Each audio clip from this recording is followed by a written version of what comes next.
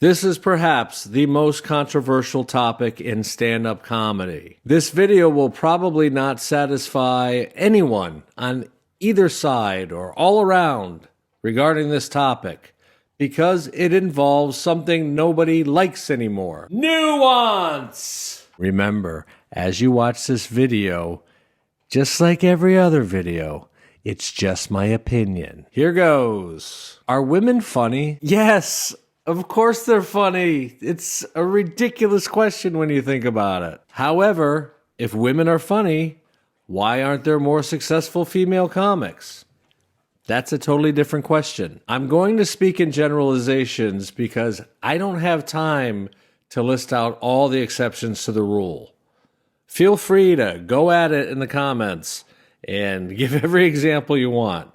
I can't make this video too long, so I'm going to stick to generalities. Christopher Hitchens famously laid out why there's far fewer funny women than there are men. I thought he made very good points. I agree with a lot of it, particularly the one where he talks about how men need to be funny in order to be successful in the dating market or sex market. To attract a woman, men need to be funny or super hot. But guys aren't usually super hot. I'm shocked at what women find attractive in terms of physical looks. Women, on the other hand, they don't have to rely on a sense of humor. They can just be pretty. Now, is it the patriarchy that are holding women back? To some degree, yes. I don't like the term the patriarchy, but our cultural norms in the early days of stand-up, once it hit television, definitely kept women out. It was considered low class for a woman to be bawdy, as they once said, on TV. It was unladylike. Women could be in comedy duos, but they were usually playing the dits. And think about where comics performed.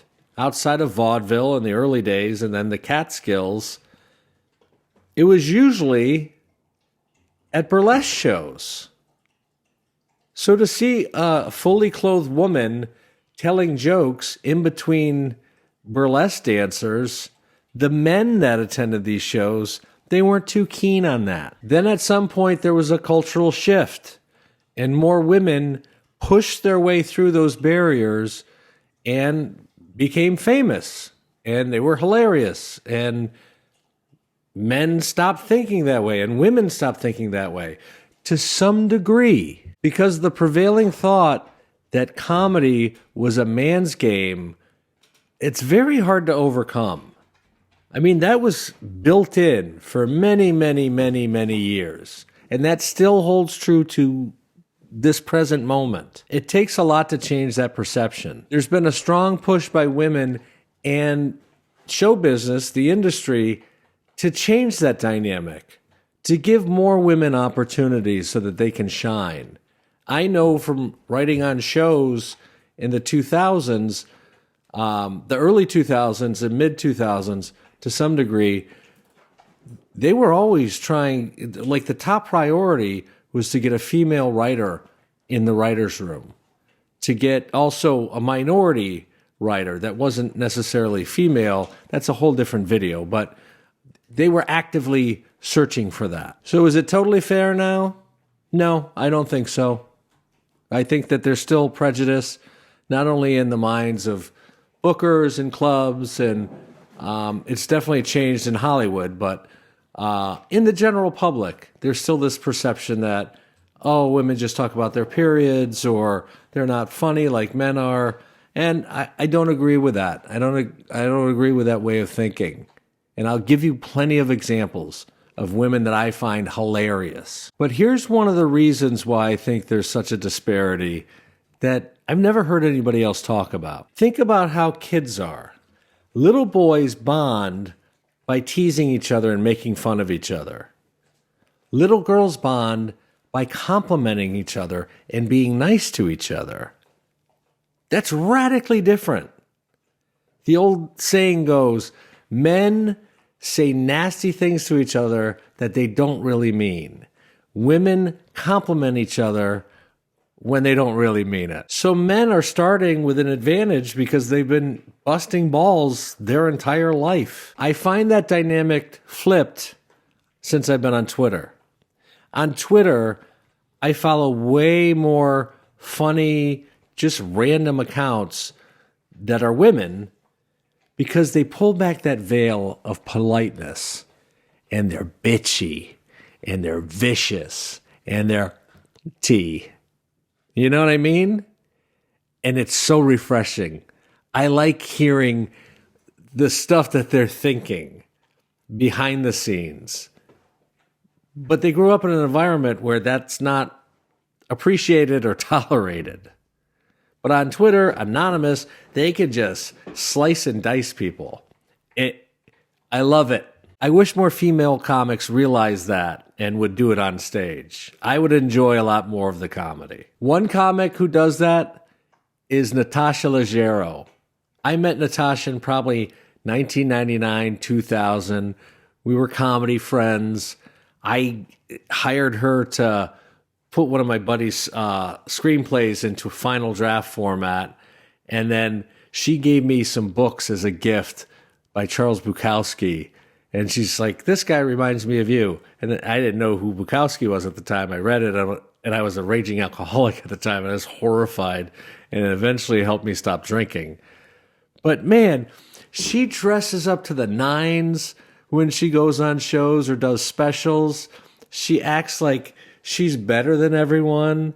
She's a bitch. And it's funny because I know she also talks about how she didn't grow up that way. So it's like she's putting on the airs of an aristocrat, but she grew up in a trailer or something.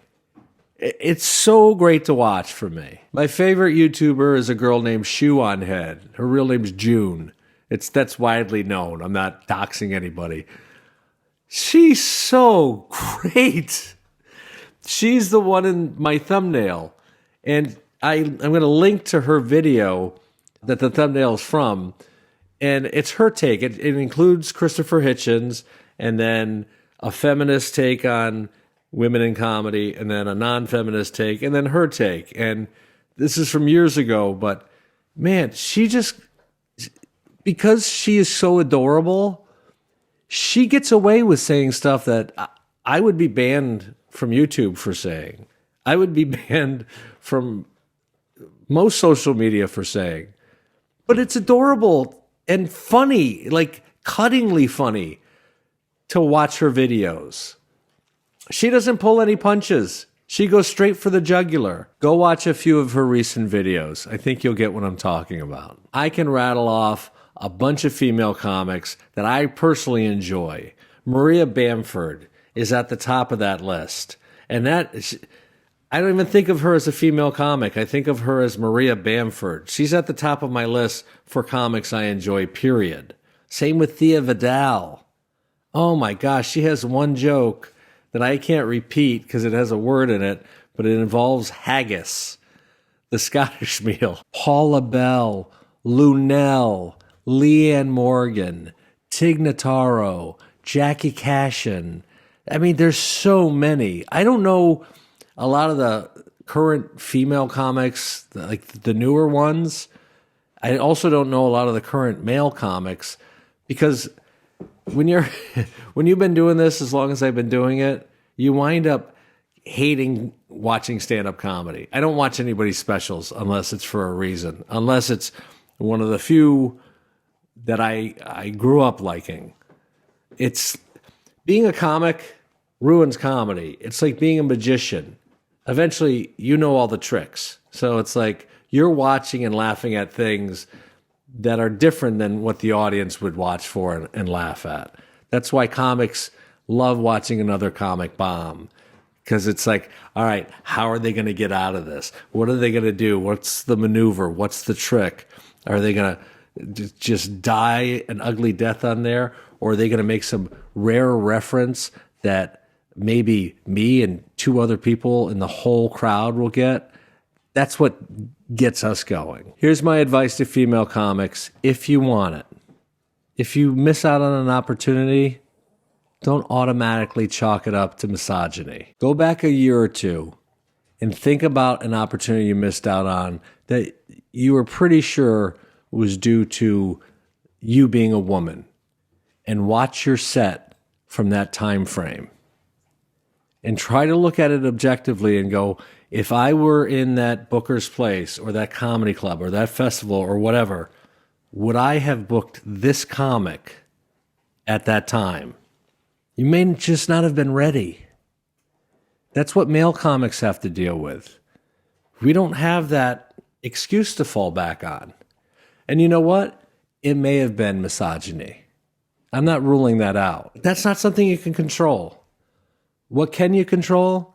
Getting better, writing every day, performing as often as you can, doing new material. Excuses aren't going to help you. And you can build your own audience. There's evidence of that everywhere now. Social media has effectively removed the gatekeepers that would have held you back. So put your best stuff out on TikTok and YouTube and podcasts and whatever you want.